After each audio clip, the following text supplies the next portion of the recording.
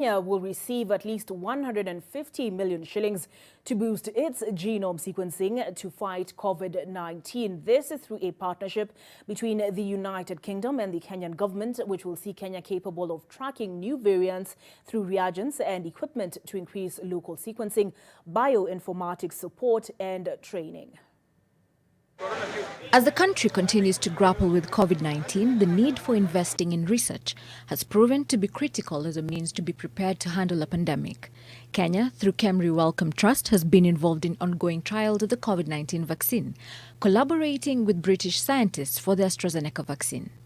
Genome sequencing has played a huge role in the developed countries to help identify a probable origin of new infections and the mutation of the virus, mainly due to community infections. This partnership is going to be very helpful in helping us manage this outbreak because, as you rightly point out, we are getting the virus is constantly mutating, and we are constantly getting sort of new variants coming up.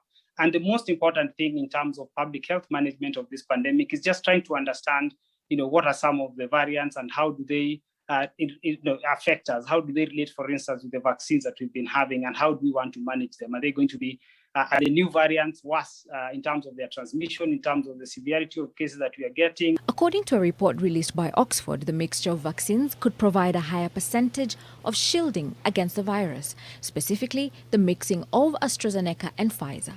But the Ministry of Health had indicated that it will not be too quick to jump on the bandwagon as more research still needs to be done. What added efficacy? Is there added efficacy to the mixing?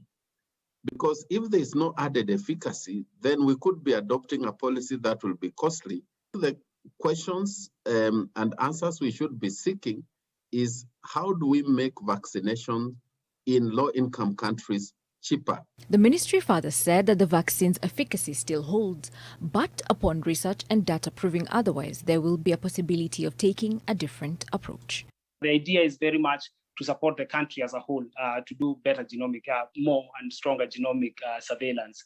And so we are working with the Ministry of Health as well. And so the idea here is to increase the capacity, one, within other Cambridge centers. So as you point out, currently our emphasis has been on Cambridge Kilifi, but through this support, we are looking at increasing the capacity at other Cambridge facilities, so the Nairobi one as well as the Kisumu.